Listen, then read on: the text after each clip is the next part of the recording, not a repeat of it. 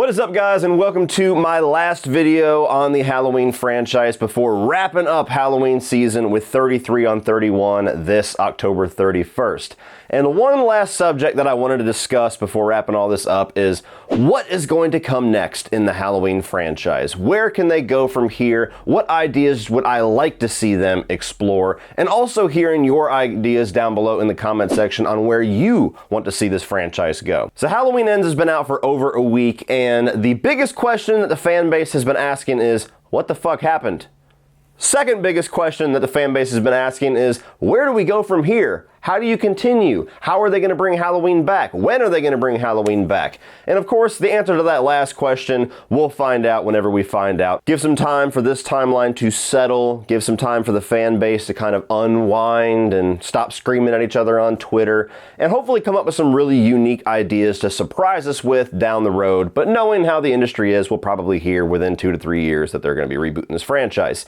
So, I wanted to go over 5 ideas that I came up with that by no means are original whatsoever on how they can continue this franchise in the future. And I'm also going to be putting them in order from the least exciting idea to what would excite me the most. But really quick, before I continue to fish for more ideas on how to talk about Halloween, we'll talk about the sponsor of today's video, Fishing Clash. For those that don't know, I live in the South, where one of the biggest pastimes is fishing, and as many times as I've been invited to go out with friends and family, I often turn them down because it gets up to 102, sometimes 110 with these Georgia heat summers, and it's really hot and I sunburn easily, and I don't want to go. Well, if you love fishing without the sunburns, I have good news for you because your favorite hobby is now available right in your pocket. With Fishing Clash, you can explore and enjoy the atmosphere of multiple fishing spots right from your home and compete with other fishers in weekly competitions. And the more you play, the more you can upgrade your skills to complete in more advanced fishing. You can even create a clan so you can play exclusively with friends and family. And this week you'll even be able to immerse yourself in Halloween atmosphere inside the game. Take part in this special event, solve daily riddles,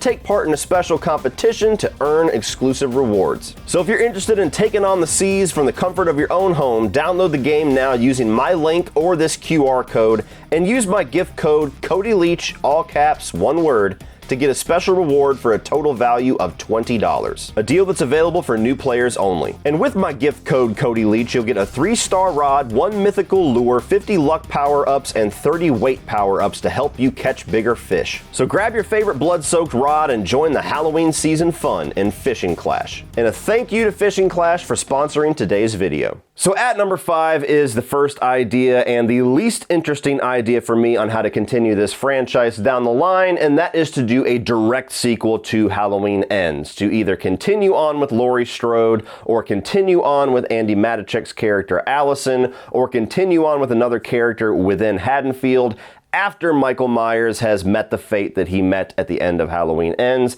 and now we basically just have evil in this town as the ongoing theme, and essentially what they were trying to do with the Corey Cunningham character, explore that idea more within the Halloween David Gordon Green trilogy universe. It's not likely to happen since Blumhouse is not going to have the rights to these movies after Halloween Ends. That's the reason why they're not already announcing another movie by now, because I'm sure Blumhouse probably would have ideas for about 6 more at this point.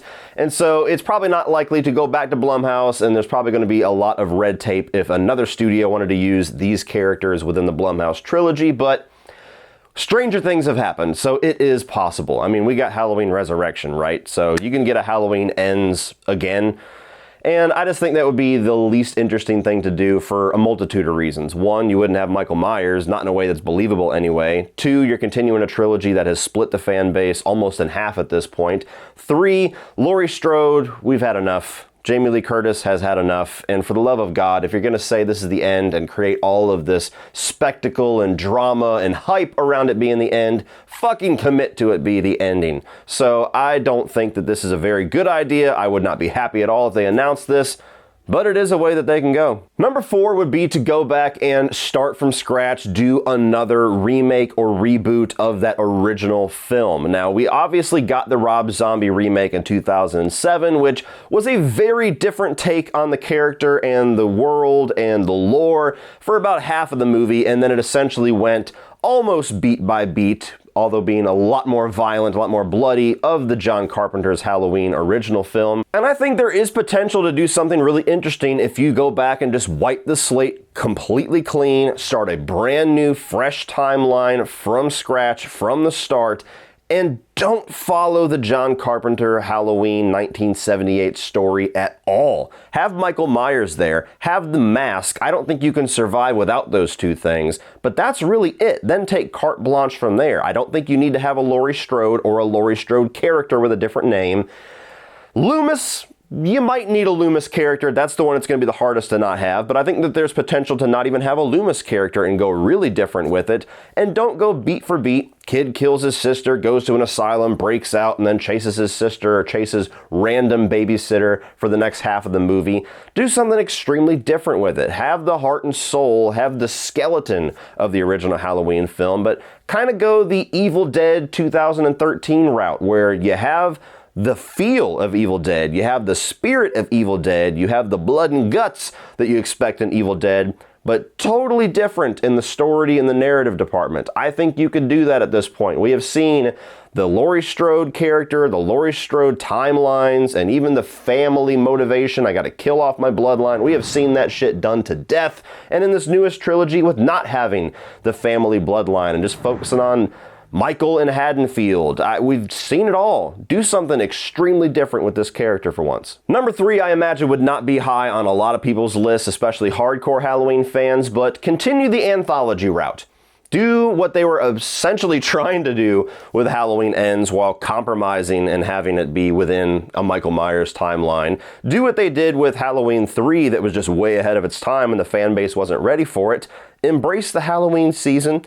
Embrace some of the themes of this franchise and of these storylines and do something unique with it. You're going to have to use the Halloween name, otherwise you're not tied to the franchise, but just be careful. Market it honestly. Let the fans know what they're walking into. Let them know this is not a Michael Myers movie. Or even if you want to have Michael Myers exist in the universe and he's not the focus, be honest about that. Let everybody know what type of story you're telling us. Don't tease us with Michael shit and then come in and we got this fucking storyline regarding something that Michael's not even a part of. So anthologies, I still think was a really big untapped potential in this franchise. I loved Halloween 3 Season of the Witch. I still contend that that movie is highly underappreciated, even though it's getting a lot more appreciation over time. And I liked a lot of the ideas that they were exploring in Halloween Ends. I just thought it was the absolute wrong movie to explore those ideas in. So I would be really curious, though the fan base probably would not be, I would be curious on what kind of ideas, what stories we could get out of the Halloween lore, out of the Haddonfield lore, or out of just the themes of Samhain and everything else we've explored in this franchise without having to focus on Michael Myers. Coming in at number 2 for me is going to go back and have a direct sequel to Halloween 2. Now this does create some difficulty because Halloween 2 established the whole sister-brother storyline between Michael Myers and Laurie Strode. And so obviously I would not want Laurie Strode to be in this film. And I don't necessarily think that they need to go and do the Halloween 4 route again where it's one of Laurie Strode's children or cousins or anything like that.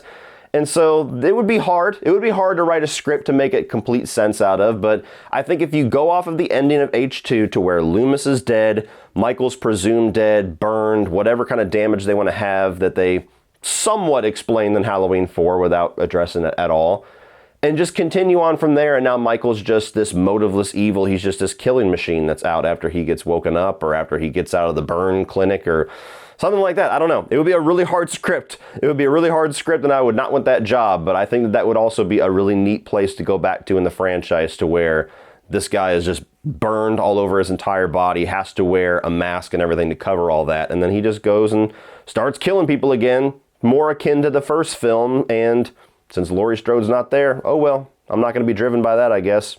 You're next.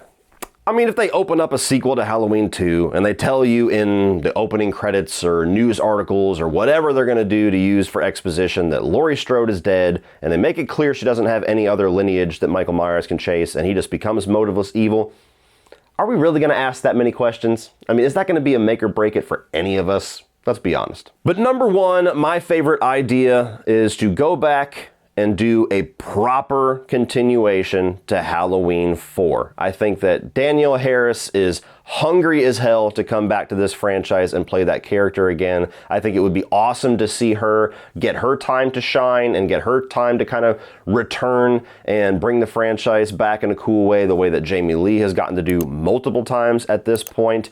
And Halloween 4 had one of the best endings, arguably maybe the best ending of this entire franchise, along with H2O.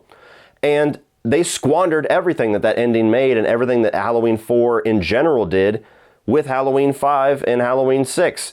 And so I would love to be able to see them, after years of looking at that storyline, looking at the fan outcry on 5 and 6, looking at a lot of the complaints and looking at, you know, how the movies have evolved since that Thorn trilogy, and go back and try to do something more grounded and something more interesting off of the end of Halloween 4. I don't know if you would make Jamie the killer the entire time. I don't know if you would make it to where she kind of, you know, we're going to catch up with her decades later, obviously, if she has restrained the evil that Michael kind of imprinted on her, if Michael's actually going to be alive, which I think would be a requirement, to be honest with you. And maybe you have something to where she's kind of a fucked up person. She's been in an insane asylum, or she's been in a mental ward ever since Halloween 4. And then all of a sudden the Michael Myers killings start coming back, and somehow she escapes or breaks out to kill Michael, and she still has like this murderous rage in her. I don't know. I'm not a script writer, and I haven't taken any time whatsoever to develop this idea beyond just giving you the initial statement of it. But Halloween 4 has become one of my favorite Halloween sequels over time, and it is one of the most ridiculous continuations off of a great ending that I've seen in any of these horror franchises. So if there is not a wildly more original idea out there, which I genuinely hope that there is by the time we hear about a new Halloween film, I think continuing directly off of Halloween 4 and getting Danielle Harris back into the driver's seat of this franchise would be an awesome, refreshing start to a new era of Halloween movies. Well, that's it for this one, guys. Be sure to check out Fishing Clash down in the video description below and use my promo code to get all those free gifts. Please, if you enjoyed this, check out my Halloween movie reviews over here. And I'm also going to put my most recent Ranking the Timelines video, where I go over all the different versions of storylines we've gotten in this franchise. If you like this, like and share the video and hit that subscribe button so you don't miss anything in the future. And as always, remember, opinions are like assholes, but that doesn't mean you have to be.